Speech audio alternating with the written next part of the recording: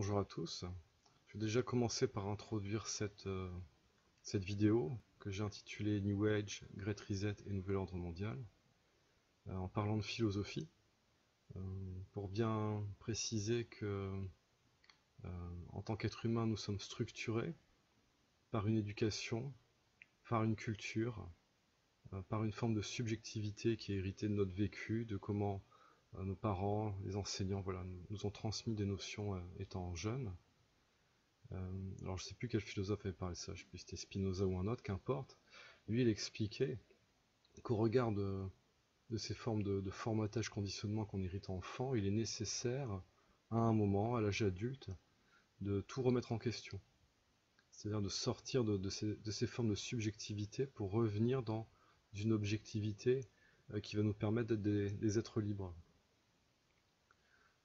Donc c'est de bien prendre conscience qu'il y a plein de choses qu'on a considérées comme vraies, comme acquises, qui nous ont été transmises, on va dire dans notre jeunesse, et même jusqu'à aujourd'hui.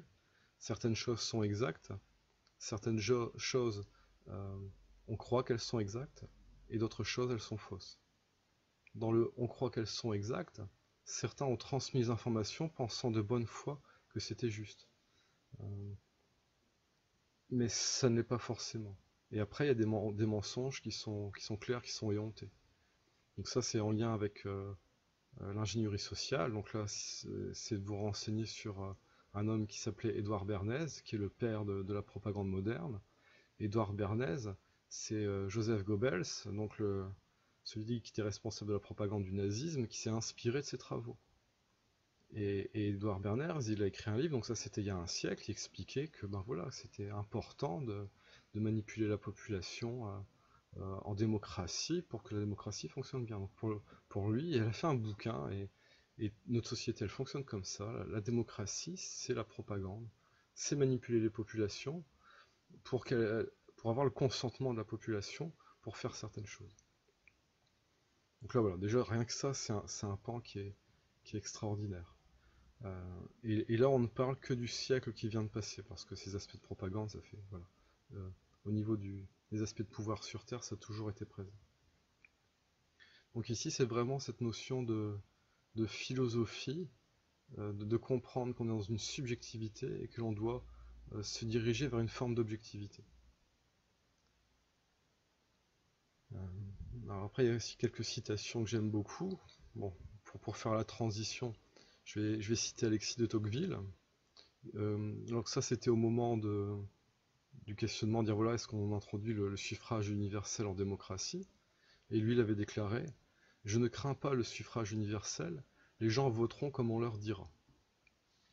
Donc on voit bien que ça s'est appliqué jusque maintenant, sauf que ça n'a pas fonctionné en 2005 avec la Constitution européenne, parce qu'ils pensaient qu'ils avaient réussi à obtenir le consentement de la population des pays, mais en fait, là, beaucoup de pays qui ont refusé la Constitution européenne, qui était un pavé qui était illisible de tous les cas, mais ils n'en ont pas tenu compte. Donc on sait là, clairement que ce qu'ils appellent démocratie, euh, ce n'est pas une démocratie, quoi, c'est une illusion de démocratie. Donc sur cette base-là, déjà, on peut commencer à douter de la légitimité, de l'honnêteté des personnes qui sont à la tête de la société, on va dire ça comme ça. Ensuite, il y a une autre citation que j'aime beaucoup, c'est Napoléon Bonaparte qui a dit l'histoire est un mensonge sur lequel tout le monde s'entend. Donc déjà, un empereur qui dit que l'histoire, ben, on l'arrange comme ça nous va, quoi. Et que notamment, ça c'est vraiment basique, hein, que ce sont les vainqueurs qui écrivent l'histoire, ce ne sont pas les vaincus. Donc ici, on est dans des dynamiques impériales, un système de domination, et il est toujours nécessaire de mettre en place de la propagande pour justifier telle ou telle guerre. Voilà, c'est la guerre pour la paix. C'est-à-dire que ceux qui vont aller conquérir d'autres pays, pour avoir à les piller leurs richesses ou des choses comme ça, vont toujours mettre en avant des arguments pour dire qu'ils le font pour le bien. Ils ne peuvent pas dire on est des salauds, on a besoin de ressources, on a des pays concurrents qui pourraient devenir trop puissants, il faut qu'on les bloque avant qu'ils ne le deviennent, qui contestent notre empire. Non, ils ne fonctionnent pas comme ça. Vous voyez ici, c'est vraiment euh, la propagande. La propagande. Et alors, pourquoi la propagande a été mise en place? Parce qu'ils se sont rendus compte que quand ils réussissaient à manipuler les personnes pour aller dans leur sens, c'était beaucoup moins conflictuel que d'être tyrannique et de les forcer à faire telle ou telle chose. Sachant que cette étape de tyrannie, elle est toujours, euh, elle précède toujours euh, les grands temps de propagande. Parce qu'il y a toujours des personnes qui sont réfractaires à la tyrannie, qui sont réfractaires à la propagande, et donc il est nécessaire de les envoyer au goulag. Il est nécessaire de créer artificiellement des guerres pour envoyer les personnes se battre les unes contre les autres et s'entretuer. Ça, ce sont des choses qui ont été mises en place. Un très bel exemple, c'est l'Inquisition.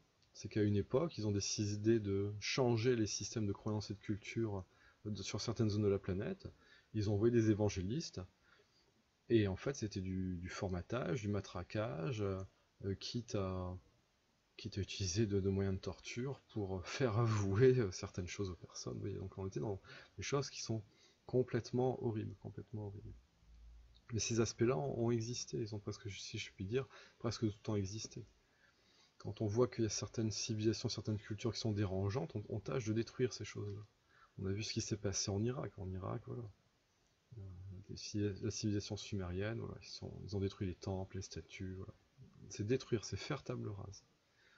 Et là, on arrive on va dire au cœur de mon sujet, toujours dans l'introduction, bien sûr. C'est ce qu'ils appellent le nouvel ordre mondial, New World Order. Hein. Donc là, on l'a entendu de la bouche du président français Sarkozy, il a dit texto, nous irons tous ensemble vers ce nouvel ordre mondial et personne, je dis bien personne, ne pourra s'y opposer. Donc là, il ne parle pas en son nom, il parle au nom du système impérial, le système impérial qui est associé à l'OTAN. Donc voilà, on a les États-Unis, on a l'Europe, voilà, il y a vraiment, pour faire simple, hein, pour faire simple, parce qu'après on a la Russie et la Chine qui sont un petit peu à part. Nouvel ordre mondial. Alors comment on doit le comprendre? Parce que déjà il y a des personnes qui se sont intéressées à cette appellation, New World Order. On doit le comprendre comment? C'est euh, un nouvel ordre mondial ou c'est l'ordre du nouveau monde? Donc ça, c'est pas la même chose. Est-ce qu'il parle d'un nouveau monde qu'il veut mettre en ordre ou c'est le retour d'un nouvel ordre au niveau du monde? Donc là, ici, les sujets dont je parle, c'est de bien comprendre que par rapport à comment euh, ces dynamiques sont en place depuis longtemps, c'est-à-dire que vraiment, si on veut vraiment faire simple, ça fait au moins 3 siècles que c'est en cours. Euh, 3 siècles que c'est en cours au niveau de groupes, que je vais appeler des dynasties, c'est-à-dire que c'est des grandes familles d'initiés, euh, qui ont déjà commencé à, comment dire ça, à mettre en place des choses pour faire disparaître leur existence. C'est-à-dire que les grandes familles d'initiés, que ça n'existe pas. Euh, Voire même que les sociétés initiatiques, c'est du folklore, ça n'existe pas. Alors que ce sont des choses très réelles. Donc ces dynasties d'initiés, eux déjà, ils sont parfaitement conscients de ce qu'on appelle la réincarnation. Et c'est pour ça que la réincarnation, c'est quelque chose qui a été retiré au niveau des traditions chrétiennes catholiques. Et c'est encore présent en Asie. Mais bon, au jour d'aujourd'hui, c'est beaucoup plus du folklore qu'autre chose parce que tout a été dénaturé. Sauf que eux, ils savent, connaissent la réincarnation, ils ont même des moyens pour se réincarner perpétuellement dans leur même ligne. Ce qui fait que ce sont des groupes de personnes qui ne font pas des plans sur des années ou sur des décennies, ce sont des personnes qui font des plans sur des siècles. Alors déjà, réussir à comprendre ça, euh, ça demande déjà une certaine, je vais appeler ça une certaine conscience spirituelle, de savoir qu'on est des âmes, qu'on se réincarne, que ce soit évident, et aussi que c'est possible de se souvenir de ce que l'on a fait avant, et qu'il y a des personnes qui savent faire des choses, donc c'est au niveau de rituels, pour que leur système de réincarnation se fasse d'une certaine façon, et qu'ils puissent toujours, même quand ils décèdent, c'est pas grave, ils vont se réincarner, ils vont continuer de faire ce qu'ils avaient commencé à faire. Donc là je vais citer John Edgar Hoover, qui a été président du FBI pendant une quarantaine d'années de mémoire, lui l'avait dit, l'être humain est handicapé face à une conspiration si monstrueuse qu'il ne peut croire qu'elle existe. Donc ici, on est sur des choses qui sont en place depuis plusieurs décennies, plusieurs siècles, on va compter minimum en siècles. Et donc ici, tout ce que je suis en train de raconter, c'est en lien avec un décortiquage, donc je reviens sur l'introduction de la philosophie au début, c'est un décortiquage qui ne va pas demander aux personnes des jours ou des semaines, ni même des mois, c'est un décortiquage qui va demander d'accumuler des indices, de faire des recoupements avec ce que j'appelle la loi des grands nombres sur des années, j'ai même envie de dire sur des décennies. Donc c'est quelque chose qui est très gros, qui est très important, parce que c'est assez bien ficelé, et ça nous dépasse. Vous vous rendez bien compte que si un système de propagande qui a été mis en place déjà il y a, on va dire, vraiment pour faire simple, parce qu'à mon avis ça commençait avant ça, il y a 3 siècles, et que les choses sont mises petit à petit en route et qu'on arrive maintenant, réussir à décortiquer ça, c'est pas une mince affaire, c'est vraiment pas une mince affaire. Donc ça va demander du temps, et ça va demander aussi de la patience, et ça va aussi demander de comprendre comment on fonctionne en tant qu'être humain, et qu'est-ce que c'est que la dissonance cognitive. La dissonance cognitive, c'est en lien avec le fait qu'on est structuré d'une certaine façon, qu'on a une certaine flexibilité au niveau de notre conscience pour pouvoir se remettre en question, mais que, et notamment plus on vieillit, plus on a tendance à se rigidifier dans nos systèmes de croyances, parce qu'on se dit, ben, si c'était autrement, je m'en serais rendu compte avant, donc on se raconte des histoires, on se rassure, euh, et que donc, plus on vieillit, généralement, plus c'est difficile de remettre en compte son système de croyances. Donc là, c'est déjà de savoir que quand il y a une information euh, qui va venir nous chambouler, c'est de ne pas la rejeter, c'est de la mettre de côté, parce que jusqu'à preuve du contraire, ça peut être vrai. C'est pas parce que l'information, elle nous apparaît ou on l'a, notre ressenti, qui peut être complètement subjectif, un mécanisme de défense, dire ah non, ça ne me parle pas, c'est pas. Peut-être que la vérité l'information nous arrange pas. La rejeter, non, c'est de la garder, de la laisser de côté, d'avoir de l'honnêteté intellectuelle, de savoir que quand ce genre de choses se produit, on va avoir une sorte de, on va appeler ça une sorte de chamboulement qui va durer 2-3 jours. 2-3 jours, c'est le temps qui est nécessaire pour notre structure humaine de remettre en cause ses fondements. Donc ça, c'est quelque chose que j'ai, on va dire, encore mieux compris récemment suite au décès d'une personne que je connaissais. C'est que j'ai l'information et voilà, on a du mal à y croire. Le lendemain, c'est waouh, et voilà, au bout de 3 jours, voilà, le temps de bien aller en soi, de bien faire son deuil. Voilà, après, il y a une nouvelle normalité qui s'intègre. Donc ce que je viens de dire ici dans le sens d'aller vers de la vérité, ça fonctionne aussi euh, en lien avec le fait de nous maintenir, de mettre dans des illusions. On voit bien le matraquage qu'il y a eu avec la crise sanitaire et comment des personnes qui avaient certains positionnements, certains avis à un moment, à force de se faire imprégner jour après jour avec les proches, ils ont fini par se faire modeler par cette nouvelle chose, mais ce n'est pas fait du jour au lendemain. C'est le système de croyance qui a été transformé de jour après jour pour arriver à autre chose.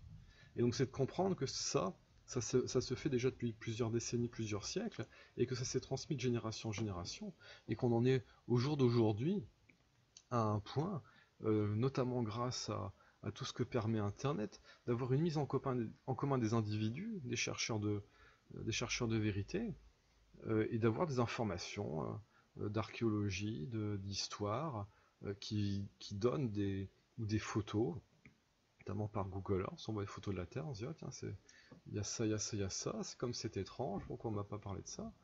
Alors, on commence à avoir beaucoup d'informations. Et c'est pour ça que, ici, on a une époque où est annoncé un, un grand reset. Hein, c'est été annoncé clairement. Christine Lagarde l'a évoqué au World Economic Forum de 2014. Ici, on a Klaus Schwab. Voilà, il n'y a aucun souci. Hein. C'est en route et c'est pas quelque chose de démocratique, c'est quelque chose qui est en train d'être imposé. Pourquoi il y a ce grand reset? Parce que tout ce qui a été mis en place en termes de propagande ça commence à trop se voir. Il commence à y avoir trop de personnes qui se rendent compte de ça. Donc là, ils ont besoin de passer à la vitesse supérieure pour balayer tout ça et continuer ce qu'ils ont commencé à mettre en place. Donc c'est un sujet très dense. Hein. Ça fait quelques temps que je le prépare, donc voilà, là je suis un petit peu à l'instinct pour pour vous expliquer les choses. Donc ici, une fois qu'on comprend bien tout cela, ça va demander du temps, de maturer les choses, et surtout de faire ses recherches par soi-même. C'est de ne rien croire de ce que je raconte, de rien croire de ce que d'autres peuvent dire, et d'utiliser moi ce que j'appelle la loi des grands nombres. La loi des grands nombres, c'est de prendre tous les éléments qui sont à la disposition, sans avoir de préjugés, c'est vrai, c'est faux, c'est potentiellement vrai jusqu'à preuve du contraire, et en accumulant des informations, on peut faire des recoupements. Et le principe, c'est que, comme c'est pas possible de tout dissimuler, il y a forcément des failles, et en faisant les recoupements, on finit toujours par trouver les failles. Ici, le fait de trouver les failles, ça a été accéléré par la mise en commun, par l'intelligence collective via l'Internet. Et ça a été même tellement performant ces dernières années qu'il a été nécessaire de mettre en place une campagne de désinformation en lien avec ce qu'ils appellent les fake news et le complotisme. Donc les fake news, il faut être clair, à la base, c'est de la contre-propagande. C'est de la propagande qui est là pour contrer les chercheurs de vérité, pour les induire en erreur. C'est-à-dire qu'il y a des fausses nouvelles, il y a des choses complètement aberrantes qui peuvent sembler crédibles, qui sont généralement en lien avec des vérités, mais c'est des fausses vérités, qui sont introduites pour créer la zizanie et pour noyer les vérités dans un flux de fausses informations. Ça, c'est ce qui est créé à la base. Et ensuite, il y a les chercheurs de vérité qui vont se laisser abuser par ça et qui vont ensuite relayer certaines des informations. Et c'est là que le piège se met en place. Et c'est là que les propagandistes, si je puis dire, viennent cibler. Regardez, ceux qui disent qu'ils cherchent la vérité, en fait, ce sont des imbéciles, ce sont des crédules, ce sont des complotistes. Et donc c'est déjà de ne pas se laisser impressionner par ça, et de faire ses recherches par soi-même, et quand c'est possible, d'aller sur le concret. Moi, il y a plein de choses dont je parle dans mes vidéos, quasiment tout, c'est pas des suppositions, ce sont des choses qui sont vérifiées à un certain degré.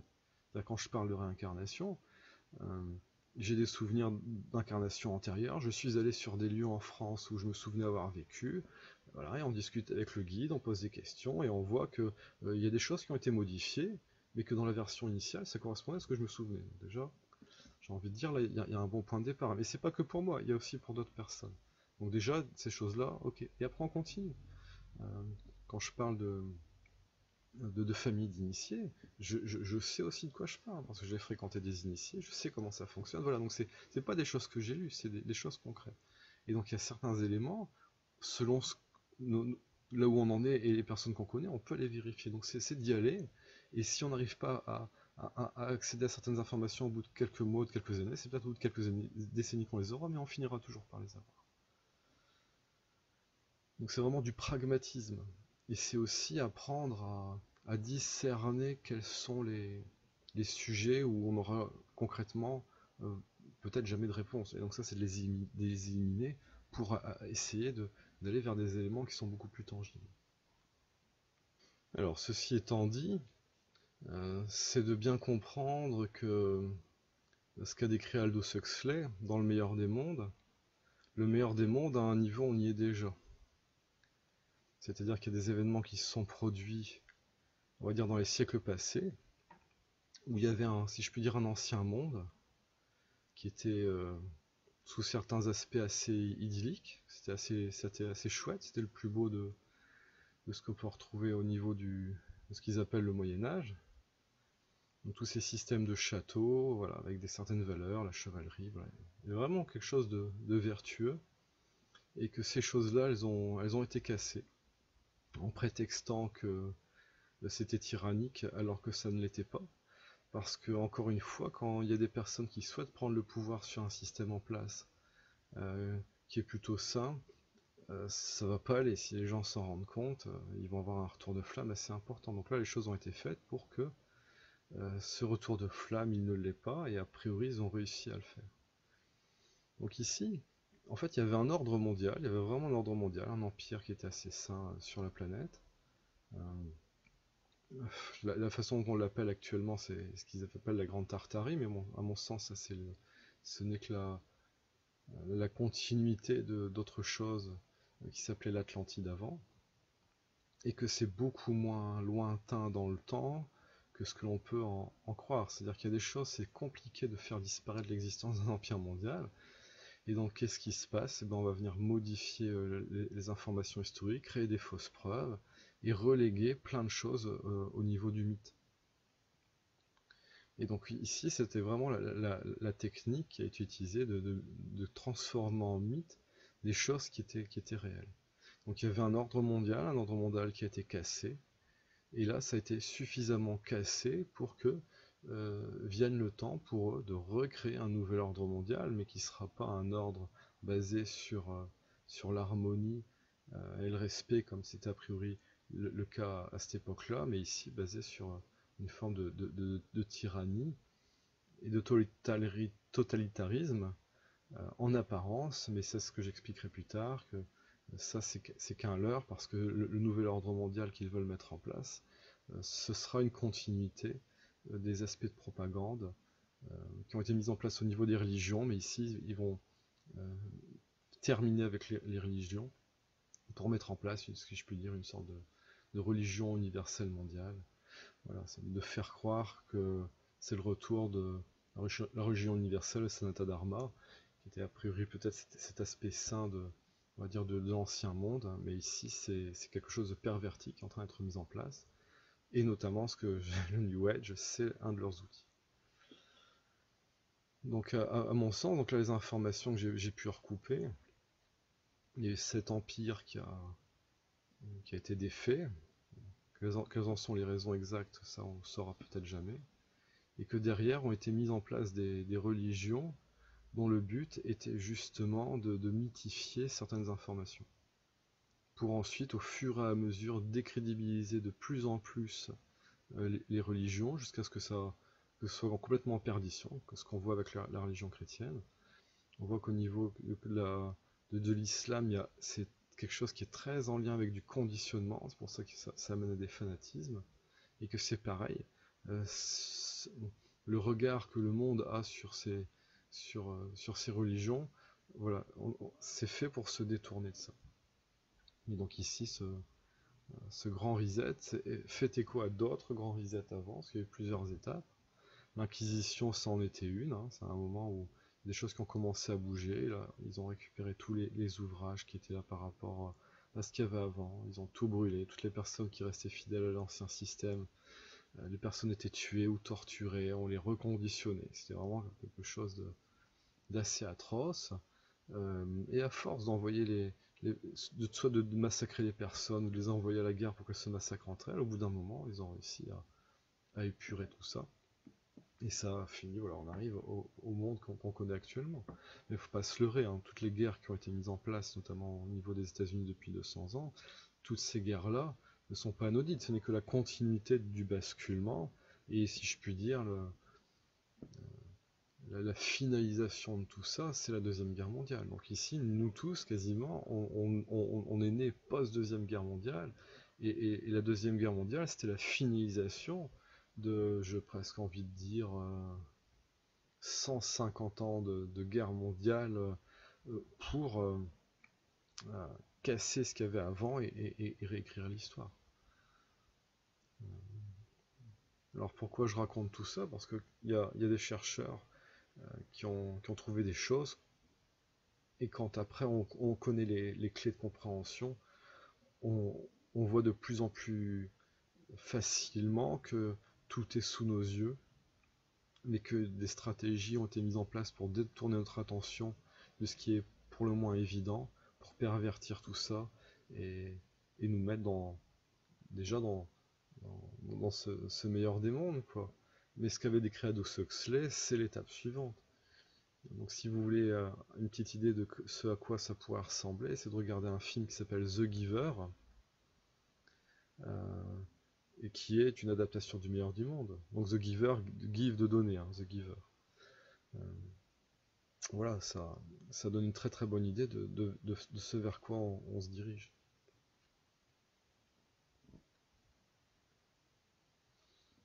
Donc, quand je disais qu'il y avait des chercheurs qui avaient trouvé des choses intéressantes, par exemple, il y a toujours un mythe au niveau de la construction des pyramides, Et ici, dans le nord, on a un scientifique qui a dit, ah, pyramide, c'est du béton, c'est du béton. Alors, je vous explique comment faire. Donc il explique comment faire le liant avec du calcaire. Et ici, dans le nord, je ne sais plus si c'est un chercheur, hein, il a refait les blocs et on a exactement la même chose. Donc c'est un secret de Polichinelle au jour d'aujourd'hui que les blocs, c'est juste du béton, du béton archaïque, mais du béton quand même, quoi, base de calcaire. Et que donc le mythe, ah, ils ont déplacé le calcaire sur telle distance, ils ont taillé le granit et ainsi de suite. Non, le granit n'a pas été taillé, c'est la même chose, c'est un autre système de fabrication de béton, on va dire, spécial avec des liants. Donc ici, on est vraiment au niveau de ce qu'on appelle l'alchimie, et donc ça, c'est des choses qui ont été complètement mythifiées également. Et donc, ils étaient capables de faire des blocs, on va dire de couler des blocs de granit, mais quasiment. Ouais. Et on le sait parce qu'il y a des objets qui ont été retrouvés, donc des petits vases, des choses vraiment très très fines dans des matériaux ultra durs qui sont impossibles à tailler, surtout avec une telle finesse. C'est impossible. Même nous ici, on n'arriverait pas à le faire. Et pourtant, on retrouve ces choses-là. Donc pourquoi? Parce que ça n'a pas été taillé, ça a été moulé. Secret de Polichinelle, au jour d'aujourd'hui. Et après, il y a aussi tous les travaux de Fomenko avec la nouvelle chronologie. Et là, c'est pareil, c'est une approche scientifique. Ils ont rentré les noms, ils ont rentré les dates, ils ont pris tout ce qui est au niveau historique.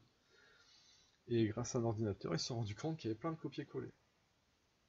Et les copier-coller, ça donne quoi? Ça donne qu'il y a a priori 1000 ans d'histoire qui ont été réécrites. Et qu'il y a certaines choses qui n'ont pas existé. Et que globalement, tout ce que l'on connaît de l'histoire, on va dire on va dire avant 1860, tout est à prendre avec des pincettes. Tout à prendre avec des pincettes. Effectivement, il y a eu des guerres, il y a eu des révolutions, mais c'était pas exactement que ce qu'on nous a raconté, c'est pas passé exactement comme ça nous a raconté, et les pouvoirs en place n'étaient pas exactement ce qu'on nous a raconté. Donc effectivement, il y a des traces historiques qui attestent qu'il y a eu un passé avec certaines choses, mais là, on est sur une interprétation, une malversation de l'histoire, si je puis dire. Voilà, et après, quand on continue de creuser, euh, on va se rendre compte qu'il y a énormément d'éléments mythiques qui sont a priori réels, et donc là, voilà. Donc là, il y a beaucoup de choses à voir en termes de recherche concernant ce qu'on appelle la Grande Tartarie, donc ça c'est l'ancienne civilisation, euh, avec des éléments assez intéressants. Et c'est là qu'on voit qu'il y a eu un tournant au moment de la Deuxième Guerre mondiale, parce que Hitler était très intéressé par tout ce qui était de l'ordre du mysticisme, il recherchait l'hyperborée, il avait créé la Nerbe, qui était, on dit voilà, c'était le truc pour la race supérieure, mais en fait c'était pas ça la Nerbe. La Nerbe c'était la recherche de tout ce qui était ancien, en lien avec l'ancien empire germanique, de comment en fait cette zone germanique était le rôle qu'elle jouait dans l'ancien empire, et en fait quand lui disait qu'il voulait remettre en place mettre en place le Troisième Reich, le Troisième Empire, il faut bien comprendre qu'il y avait des empires antérieurs, et l'un des empires antérieurs, c'était justement, à mon sens, ce qui correspond à la Grande Tartarie, et peut-être même encore avant, en lien avec l'Atlantide, hein. Vraiment, vraiment pour faire simple, parce que après on remonte sur des choses qui remontent à quelques milliers d'années.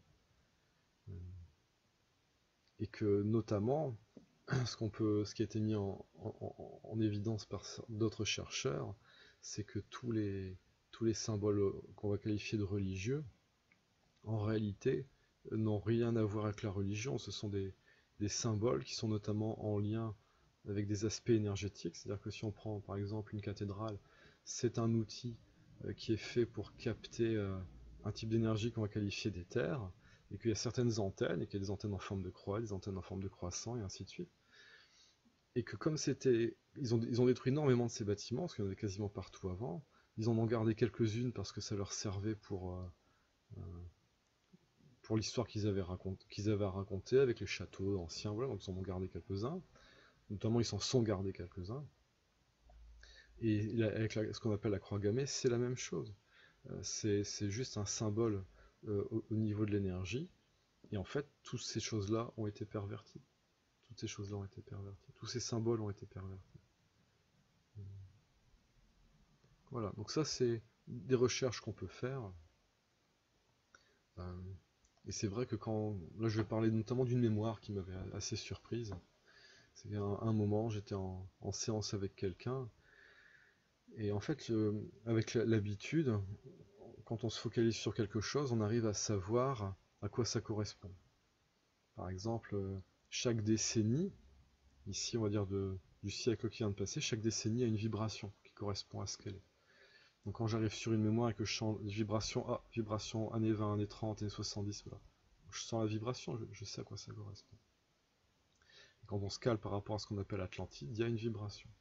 Il y a un moment en séance, moi, personne, mémoire Atlante qui arrive, ok. Il y a un moment, je regarde, et, et là, je me retrouve dans une scène, je dis, mais c'est étrange, ça ressemble énormément à, à des choses qui étaient présentes dans le nazisme, avec le Troisième Reich, et ainsi de suite. Et ça, c'était il y a déjà un certain temps, et maintenant, quand je regarde tous les bâtiments qui correspondent à la Grande Tartarie, notamment ce qu'on avait pu observer à Chicago avant qu'ils détruisent tout au moment de l'exposition universelle, c'était exactement ça. Donc vous voyez ici, j'ai un élément qui me fait dire, oula, tous ces bâtiments-là, pardon pour le bruit, tous ces bâtiments-là, notamment des bâtiments qu'on voit encore aujourd'hui, moi quand je vais dans les mémoires Atlantes, je vois les mêmes bâtiments. Alors qu'est-ce que ça veut dire? Et alors a priori, c'est que si effectivement il y avait un continent Atlante avec certaines choses et que c'est passé sous les eaux, comme c'est un empire mondial, il y avait des constructions partout sur la planète, ils étaient présents partout sur la planète. Et qu'a priori, il y a certains de ces bâtiments qui sont toujours présents. Et donc après, c'est pareil, comment on fait pour dater, les constructions qui nous restent, voilà. On nous dit, bah voilà, telle cathédrale, 1000 ans, ouais, bah 1000 ans, nous, à notre échelle, on nous aurait dit 300 ans, on aurait cru 300 ans, mais est-ce que ça n'a pas 2000 ans, est-ce que ça n'a pas 3000 ans? Parce qu'il faut forcer de constater que ça a été bien construit. Et que là, de ce fait-là, ça nous amène aussi sur les prétendus bâtisseurs de cathédrales qui, a priori, ne les ont pas construits, mais ils disent que c'est eux qui les ont construits. Et on a des sociétés initiatiques, on a des choses comme ça, où ça étudie l'alchimie, où ça pratique la magie rituelle, et en fait, d'où est-ce que ça vient tout ça? Où est-ce qu'ils ont appris ces choses-là? Et pourquoi ces sciences et ces technologies antiques ont été confisquées? Elles ont été confisquées parce qu'elles étaient bénéfiques pour la population, et que pour mettre en esclavage une population, il faut la priver de tout ce qui est bénéfique pour elle. Donc voilà, c'est un petit peu cet ordre d'idées-là. Donc ici, en gros, en résumé, un empire où il y a eu des trahisons, les êtres qui géraient cet empire, qui étaient des êtres bienveillants, qui étaient des êtres de grande taille, parce que cet élément-là, ils ne peuvent pas le faire disparaître, parce que c'était trop présent au niveau de l'humanité. Ici, l'exemple que je donne souvent, c'est ici, moi habitant dans le nord, au niveau de la Flandre, tous les ans, les gens sortent les géants. Et il y a des processions, partout dans les Flandres. C'est-à-dire que ça fait peut-être déjà maintenant quelques siècles qu'ils ne sont plus là, et en fait on continue tous les ans de les célébrer. Dans le folklore, la ville de Lille a été créée par deux géants.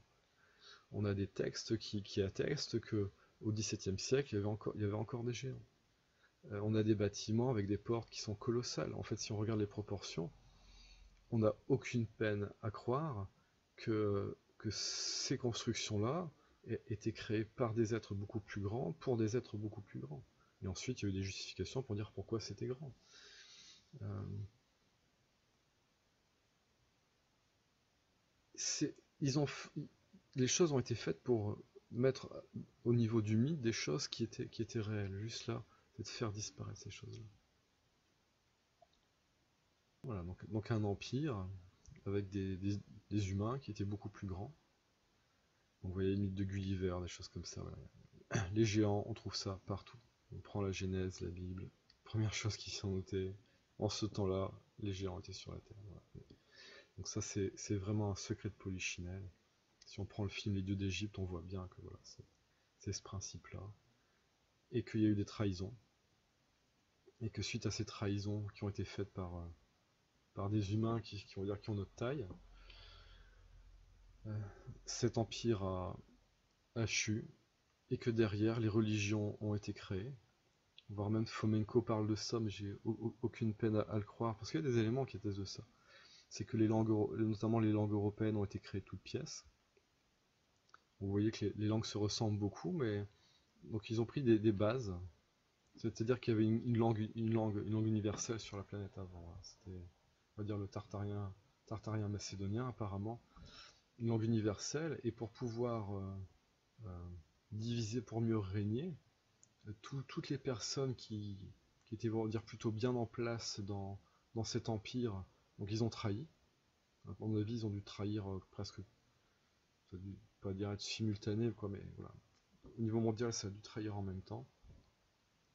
Ils ont réussi à prendre le pouvoir, et ensuite ils se sont partagés le monde, donc dire certains pays qui ont commencé à apparaître comme ça, et afin de diviser la population au niveau mondial, ils ont créé des langues. Et donc pour créer les langues, comment ils font pour que d'un coup telle population parle telle langue? Et ben ça s'est fait via les structures qu'on va qualifier de religieuses, hein, donc là c'est les jésuites et j'en passe, où ça a été de conditionner les enfants à parler ces langues qui ont été inventées. Et au bout d'un moment, voilà, c'est quand disparaissent les personnes qui connaissaient l'autre langue, ou qu'on les a fait disparaître, hein, donc là il y a aussi des suspicions de génocide des adultes pour garder que les enfants à certaines époques, ils ont pu faire passer, voilà, ils ont pu créer ces langues et scinder, et après voilà, arriver là où on en est aujourd'hui. Donc là, je reviens sur ce que je disais tout à l'heure, dissonance cognitive, la structuration, la citation de John Edgar Hoover, voilà. L'être humain est handicapé face à une conspiration si monstrueuse qu'il ne peut considérer qu'elle existe. Voilà. Et dans tout ce que je raconte, il y a encore des traces, il y a des preuves, et ça commence à se savoir de plus en plus. Et ça va toucher la structure même de ce qu'est l'être humain. Parce que le principe, ça a été de faire disparaître le concept de réincarnation. Ça a été même via les religions, finalement, de dénaturer le sacré pour en arriver au point où, à notre époque, la notion même d'âme et de spiritualité est quasiment disparue, même si c'est en train de renaître à un niveau. Le principe est le suivant, c'est-à-dire que nous sommes des êtres humains, des personnalités égaux, donc identifiés, je m'appelle, j'habite, voilà, on est identifié par rapport à notre identité ici, mais que nous sommes des âmes. Donc dès qu'on prend conscience qu'on est une âme, déjà on ne peut plus être conditionné de la même façon au niveau de l'être humain, parce qu'on accède à une banque de données qui est beaucoup plus grande, qui est celle de toutes nos vies. Et même là, on se rend compte que ça a été conditionné, donc même au niveau des âmes, on est conditionné. Et donc après, l'étape suivante, c'est se déconditionner au niveau des âmes.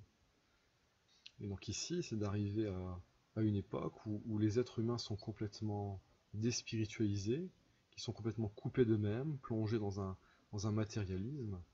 Euh, L'objectif, c'est de transformer les personnes en robots. Là, c'est le transhumanisme, voire même avec l'injection de certaines substances qui vont faire que les personnes vont se retrouver coupées de leur âme, c'est-à-dire d'injecter on va dire des particules métalliques. Hein. Je vais essayer de pas trop nommer les choses pour pas que la vidéo soit censurée.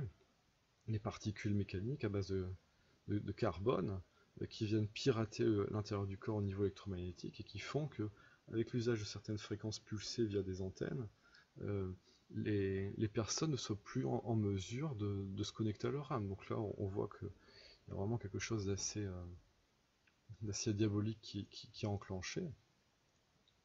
Et c'est là qu'intervient aussi pour moi ce que j'appellerais la deuxième phase du plan, parce que ici on est sur un système où c'est on va dire une domination qui est de type très masculine, et que la suite qui arrive, c'est un changement d'air, si je puis dire, où c'est plus des aspects masculins qui auront dominé, mais que ça va être plutôt des aspects dominants, des aspects féminins qui vont le faire. Et donc ici, toutes les religions traditionnelles sont des outils de destruction de ce qu'il y avait avant, de créer des mythes, de conditionner les personnes, et qu'ensuite va arriver l'outil suivant d'asservissement de la population en réintroduisant une spiritualité, et pour bien euh, contrôler les personnes via cette spiritualité. C'est-à-dire qu'ici on est dans un matérialisme à l'extrême, et dès qu'il y a un extrême, ça invite à un autre extrême. Et donc ça je donnais l'exemple à une personne il n'y a pas longtemps, c'est que un jour, mon chat m'a ramené une souris, il l'a mis dans la maison, la souris a commencé à courir. J'ai dit, comment je vais faire pour attraper la souris? Parce qu'une petite souris, ça a quand même de la pêche. Et à un moment, je me suis dit, bah, je vais la piéger. Donc j'ai pris une sorte de très gros rouleau de sopalin, ça faisait un tube que j'ai mis dans un coin, dans le coin où elle était, en bloquant le fond. Et à un moment, je l'ai rabattue, et elle est rentrée, et là j'ai pu la récupérer, j'ai pu la sortir. Mais ici, à mon sens, c'est exactement la même chose, c'est-à-dire qu'on est en train de faire peur à la population au niveau de matérialisme, et que ça pousse les personnes à- en plus avec une époque un peu particulière, à aller dans l'autre direction, d'aller dans la spiritualité. Et là, si je puis dire, le piège était prêt depuis un moment. Alors, c'est-à-dire qu'il y a eu il y a eu déjà ce que je vais appeler un reset au milieu du 19e siècle, avec un grand déluge de boue. Donc ça c'est le mud flood que vous trouvez sur... voilà. Faut chercher sur internet, parce que comme il y a des choses qui sont censurées maintenant sur... parce que ah oui, j'ai pas dit, hein. Le Google de maintenant, c'est pas le Google qu'on avait à 5 ans ou 10 ans, hein. Là, il y a la censure, elle est déjà enclenchée, donc il y a plein de choses qu'on ne trouve plus avec les moteurs de recherche. Et donc il faut réussir à trouver les informations. Donc il y a des groupes sur Facebook, il y a sur Odyssée, on trouve des choses. Et donc il y a eu, on va dire, un reset assez important sur la Terre au milieu du 19e siècle. Quand j'interroge la conscience de savoir qu'est-ce qui s'est passé à ce moment-là, ça me dit 400 millions de morts. 400 millions de morts, voilà. On appelle ça un gros cataclysme, et ils en ont profité pour derrière remettre une couche par rapport à la réécriture et voilà, le changement des générations pour préparer le monde de maintenant. Et qu'est-ce qui apparaît en 1875? Donc il y a déjà les sociétés initiatiques qui sont là, hein, parce qu'on sait que ça se développe surtout au début du XVIIIe siècle, depuis l'Angleterre, et après dans le nord de la France dès le début du XVIIIe siècle, et après ça, on va dire que ça s'étend. Dans les sociétés initiatiques, il y a un moment, il y a quelque chose qui apparaît qui s'appelle la théosophie, avec Elena Blavatsky, qui raconte certaines choses, par rapport à la race atlantéenne, par rapport à la race aryenne, par rapport à plein de choses comme ça. Et on voit que on retrouve ces notions-là qui sont présentes au niveau du nazisme. On a la même chose au niveau de l'anthroposophie. On a ça au niveau des Rose-Croix avec Max Heindel. Euh, Ça parle de maîtres de sagesse, et ben ça c'est en lien avec les maîtres ascensionnés du New Age. Et vous voyez qu'après, voilà, le New Age, les maîtres ascensionnés, les anges. Et après, il y a des choses nouvelles qui viennent s'insérer, parce qu'il y a une donnée supplémentaire qui apparaît avec la Deuxième Guerre mondiale et post-Deuxième Guerre mondiale, c'est l'observation plus significative du phénomène OVNI. Et là, on arrive sur la configuration galactique et des choses comme ça. Ce que je suis en train d'expliquer, c'est que ce qu'on appelle le New Age, c'est quelque chose, à mon sens, hein, qui a commencé à être préparé dans les milieux initiatiques dès 1875, et ça a fait son chemin euh, jusqu'à certaines choses au moment de la Deuxième Guerre mondiale, et ensuite post-Deuxième Guerre mondiale, il y a eu vraiment une concrétisation de ces choses-là, parce qu'il y a eu la science-fiction, et après il y a eu vraiment le mouvement qui correspond nous en France ici à mai 68, c'est-à-dire vraiment tout ce qui est en lien avec le mouvement hippie, la prise de psychédéliques, les aspects chamaniques, et tout ce qui est en lien avec vraiment ce qu'on va appeler l'ère du Verseau. Ça, c'est, on va dire, la période fin des années 60, mouvement hippie. Et là où il y a un aspect qui est vraiment très très intéressant, parce que quand je le répète, il y a des preuves, il y a des preuves. On a Aaron Russo, qui est un grand producteur de films hollywoodiens. Il a produit Eddie Murphy, Un prince à New York, de mémoire, mais pas que. Il avait aussi fait un documentaire qui expliquait que ça faisait 100 ans que les Américains payaient un impôt sur le revenu alors qu'il n'existe aucune loi qui leur dit de payer un impôt sur le revenu, donc c'était une arnaque. Donc il dit regardez, c'est énorme. Il n'y a aucune loi qui vous dit de payer un impôt sur le revenu et pourtant on vous impose de le faire et si vous ne le faites pas, le fisc débarque. Donc là, lui, il a dit voilà, regardez, c'est énorme. Et oui, c'est énorme. Et comment ils ont réussi à faire payer un impôt pendant 100 ans alors qu'il n'y avait pas de loi? Et s'il y a ça, il y a quoi d'autre? Bref, Aaron Rousseau euh, se fait approcher par un membre de la famille Rockefeller, donc c'est l'une des grandes familles avec les Rothschild, après il y en a d'autres, mais quand je parle des grandes familles oligarchiques, c'est ça, hein, la même chose avec la famille Bush. Donc il se fait approcher par un Rockefeller et qui lui explique un petit peu comment la société va évoluer, que notamment ça va être l'objectif, c'est de contrôler les personnes au niveau technologique, au niveau numérique, que les personnes in fine aient un implant en eux, je ne précise pas exactement le type de puçage, mais en gros c'est que de générer un puçage, et que derrière que tout soit numérisé au niveau bancaire pour mettre les personnes en esclavage, et il lui dit ben voilà, euh, toi t'es intéressant, on veut te recruter pour que tu fonctionnes avec nous pour la mise en place de ces choses-là. Et ce qui s'est passé, c'est qu'Aaron Rousseau, donc ça c'est vraiment l'interview avec... ah mince, j'ai plus son nom. Donc j'essaierai de remettre en lien. Alex Jones, voilà, c'est l'interview avec Alex Jones. Il explique que lui, il a pas marché dans la combine et justement il a balancé, il a tout balancé à Alex Jones. Euh, et notamment, le Rockefeller, à un moment, lui dit, mais en parlant de la révolution des périodes 68, en fait, en disant, voilà, égalité des hommes et des femmes, révolution sexuelle, machin, il lui rigole, Rockefeller, il dit, mais ça c'est nous qui avons mis ça en place. Ça faisait partie de ce qu'on avait prévu.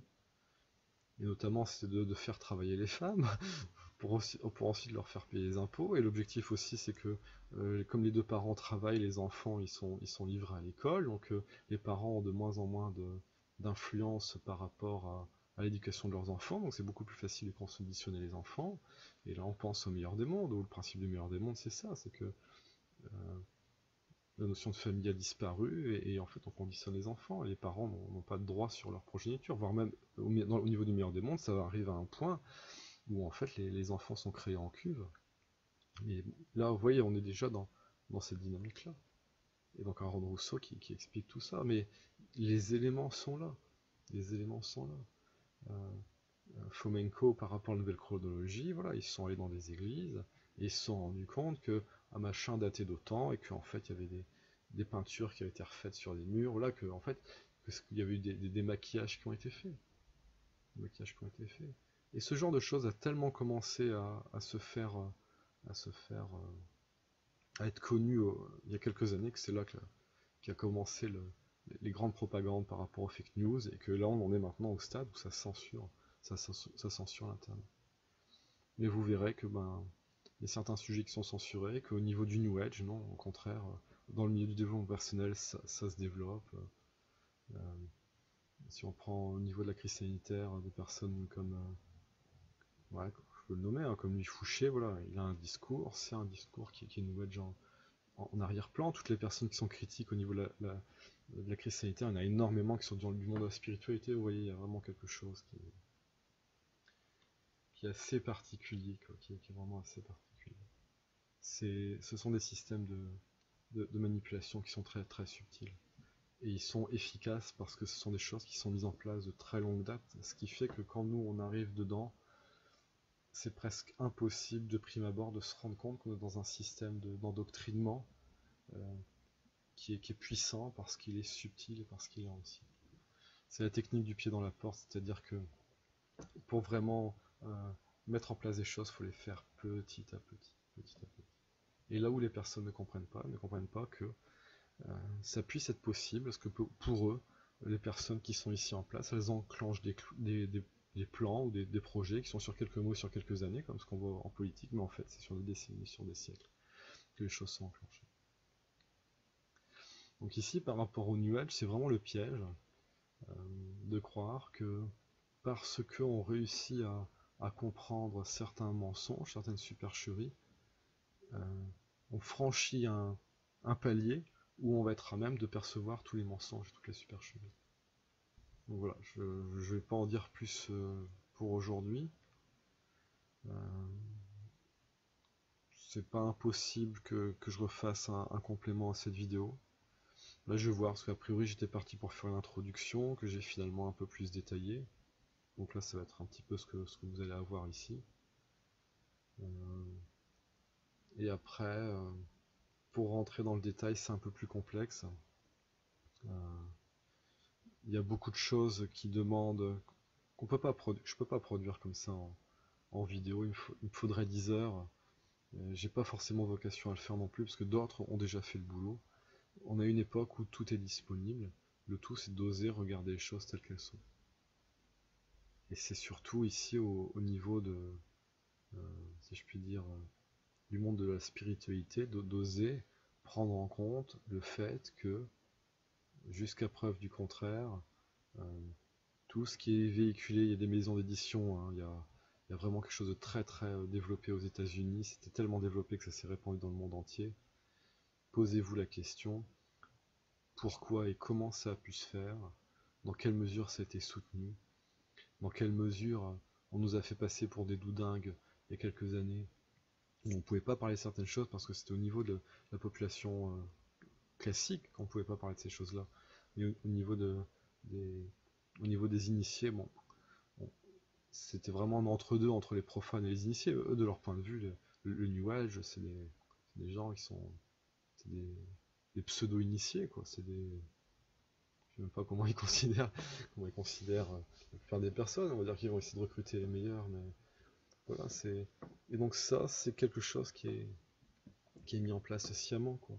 Et oui, je referai une autre vidéo, parce que ici, c'est que le premier niveau des choses. Tout ce que je raconte là, c'est que le premier niveau, parce que derrière, il y a encore autre chose. Ici, là, j'ai surtout parlé de ce qui se passe au niveau des hommes, mais après, il y a ce qui se passe au niveau des âmes, ça, ce que j'avais déjà expliqué avant. Et peut-être aussi que je rentrerai plus en profondeur sur certains sujets. Mais là, surtout par rapport à ce que j'ai nommé, je vous invite à faire votre propre recherche, regardez l'interview d'Aaron Rousseau, renseignez-vous sur la nouvelle chronologie de Fomenko, faites des recherches sur le déluge de boue du siècle dernier, il y a des traces, les bâtiments. Le déluge de boue, c'est on va dire que 3 mètres de boue quasiment partout sur une bonne part de la planète. Donc on retrouve ça en Australie, on retrouve ça en Europe, on retrouve ça aux États-Unis. Et il y a certains bâtiments très anciens qui étaient très bien construits. Eux, certains ont un peu penché, comme la tour de Pise, mais certains sont restés bien droits. Et juste, il y, a, il y avait 3 mètres de boue au-dessus, quoi. Le Capitole aux États-Unis, c'est ça. Donc ça, il y a des traces, il y a des traces. On en retrouve encore tous les jours, parce que c'est un moment où là, on va creuser un trou à tel endroit, et 2-3 mètres sous terre, on va trouver des choses. Et tout ce qui est en lien avec la Grande Tartarie. Euh, et, et voilà, et je mettrai aussi des vidéos en lien qui parlent de ça, mais bon là il y a certains sujets que je n'aborde pas pour le moment parce que c'est déjà pas mal que je raconte tout ça, parce qu'en termes de dissonance cognitive, c'est tellement énorme que la plupart des personnes ne veulent pas le croire, ne sont pas prêtes ou ne pas capables de gérer tout ça en une seule chose. Dans le film Matrix parle un peu de ça, il y a des choses, voilà, je pèse mes mots, hein, quand je dis que ça demande quelques années, voire quelques décennies pour décortiquer le tout, voilà, c'est une réalité. Voilà, je vous remercie pour votre attention, je vous dis à bientôt.